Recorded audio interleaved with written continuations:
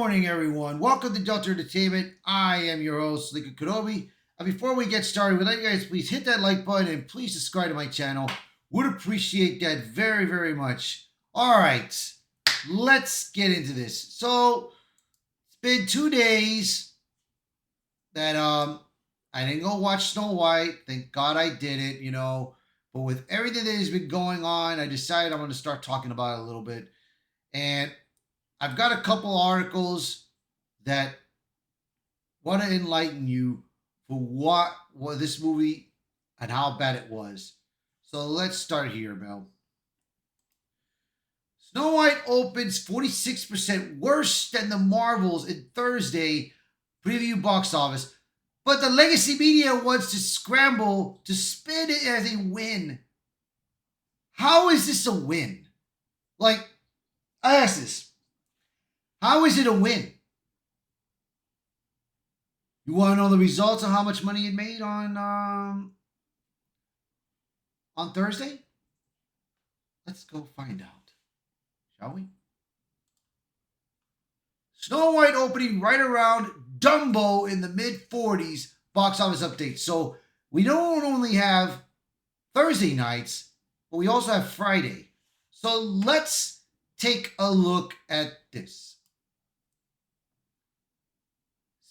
This is a second update. Friday midday, currently Disney Snow White is seeing 15.5 million yesterday, which that includes Thursday night's Snow White debut at 3.5 million. So right now the movie is set up to get to 40 million at the domestic box office. It could get lower. It could even get lower, maybe. Because, the thing is this. If nobody has not been paying attention, if people have paid attention to what has been happening with the Disney movies, with the Disney projects, of how they went from no dwarves to 6 diverse characters, adults, and 1 dwarf, to the CGI dwarves. They went Rachel Zegler mocking the original classic Snow White, mocking Disney fans, mocking Trump supporters, Donald Trump himself, and then doing a protest of Protect Palestine and disrespecting Gal Gadot. And of course, Disney tried their hardest to keep her mouth shut, especially not going into more interviewers. They just took her out of the country to do any touring. But still, it did not help the movie. So I'm going to read a couple of these, and then we're going to go from then. That'll be it for the video. So let's go. And here we go. The numbers are in, and they are damning Disney's troubled live-action Snow White. Remake earned a partly 3.5 on Thursday's box office preview showings. That figure alone would be an embarrassment for a Disney tentpole, but when you stack it against Marvel Studios' widely planned flop, the situation becomes downright catastrophic. See, it made worse. It made worse than the Marvels. Shoot. What if Snow White is going to be really that? It's going to be worse than the Marvels. What if it doesn't even? Oh my God! Can you imagine that? Oh man! And then they compare. They have this compared with Dumbo, and I think another one they compared it with Maleficent. So this is the diverse cast that they put in to replacing the dwarves with 1 dwarf in there. But here's the thing, Bo. If you watch the reviews from Tyrone Magnus and Jeremy Johns reviewing the movie Snow White, they were in the movie. They were actually in the movie. So what they explained to me and other people, what they've said is that Snow White, they did the little classic thing, despite the songs, and as soon as she meets the dwarves, and she got the apple and got poisoned and all that, and then she somehow got miraculously revived by the prince, she abandons the dwarves and joins those bandits. Like, this could have been like a two-part movie. This could have been a two-part movie, basically. But they made it as a one movie alone. I mean, I guess Mark Webb was feeling sorry for these diverse actors, so they decided to like give him a chance, get him a spot in the movie. I'm like, really? And then you have these Disney chills and try to make a good support of this movie, saying that this movie is good, this movie's awesome. I mean, it's like, what in the hell are they doing, dude? They're embarrassing themselves, man. They're just embarrassing themselves. If Disney paid me to go watch this movie and tell them, and they tell me, I need you to make a positive review, I said, no, I'm going to tell the truth, and I will decline the offer. I don't care if it's millions of dollars. I will tell the truth. This is a joke, man. So, I mean, this is just insanity, bro. But you can read the rest of this article here about it, about this legacy thing, Fallout. But let's talk about this other article that we got. Now, this is a review. This is a review from That Park Place themselves. They went to go watch this movie, and man, oh boy, they really did it, man. They really did. So let's take a look at this. Let's rip it off the brand, Aid. Rachel Zegler, a terrible Snow White. Full stop. She can carry a tune, sure. If you're looking for a Broadway belter, better, who has never once understood the assignment, Snow White is supposed to be soft, sweet, and genuine, with a soprano voice so delicate it makes birds sing along. Instead, we get Zegler, full diva persona, blowing every note like she's headlining Chicago. It's all flash, no nuisance. Her entire presence, it screams, "Look at me," which is the exact opposite of the infectiously kind, demure Princess Anya's love back in 1937. Honestly, if they cast her as Elphaba in Wicked, she probably would have been better than the equality, vague but less vocally talented Cynthia Erivo.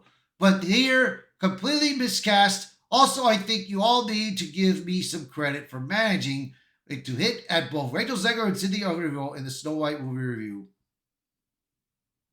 A lot of people enjoyed Wicked, I would say. A lot of people enjoyed Wicked. It made a good amount of money. Very good. There's going to be a part 2 coming out this November. I'm still not going to go watch it because I'm not into that kind of stuff. So, but I do hope the best for it. The music, good brief. Music, good brief, the music. Disney somehow commissioned a batch of new songs that feel like rejected B-sides from the knockoff karaoke machine. They're bland, tuneless, and heavily atoned, particularly when it comes to the prince. Oh, did I say prince? My mistake. He's not exactly a prince at all. In their infinite wisdom, Disney decided to make him a bandit because heaven forbid anything traditional remained untouched. Unfortunately, the writers forgot to give him an actual personality, so he spends the film with the charisma of wet cardboard, no backstory, no charm. He exists solely to know up as a delivery system for True Love's kiss. I mean, that's what they did. They made Zegler into a rebellious leader. They mixed it, they combined the grim Snow White story with Disney Snow White story and combined it together. That's not how remakes work. That's not how a remake works. If you're going to remake a Disney Snow White, go with the Disney Snow White tale. That's all you got to do. But there's more to this. There's more to it, bro. I mean, These are the songs that they have put. Some of these songs, you got I'm Making a Wish, Hi Ho, you know, Whistle While You Work, you know, it's all here. And then here's Gal Gadot. I'm going to read about Gal Gadot and then that's going to be it. But I heard Gal Gadot went over the top too much. But like I said, dude, I mean, after what's been happening with Disney right now, and Gal Gadot got mocked by Rachel Zegler and everything, and got disrespected with that protest of the Free Palestine, and then of course Deadline and Variety tried to cover it up, saying that it was Gal Gadot that ruined the movie instead of Rachel Zegler. If Disney does not respond to this format of what happened, if I were Gal Gadot, I would leave Disney and forget them, bro, because they have ruined it. So let's read about Gal Gadot for a minute. I had hoped Gal Gadot might salvage something here. I liked her in Wonder Woman, so maybe I thought she'd be the one bright spot. Nope, her evil queen is so over the top, so comically hammy.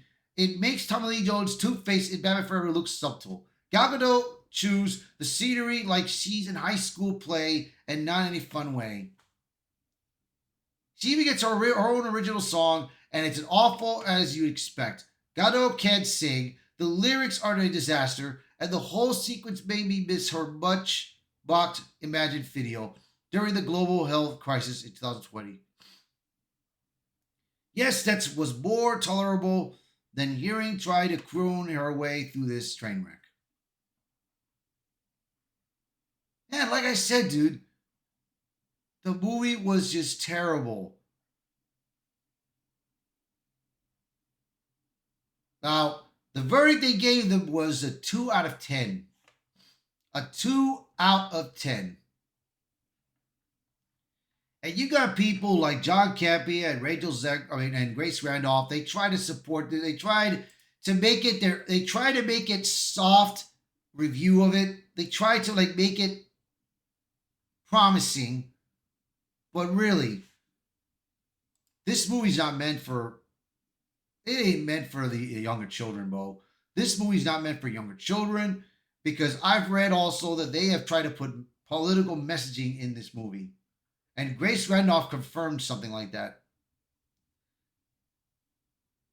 And it's just ridiculous.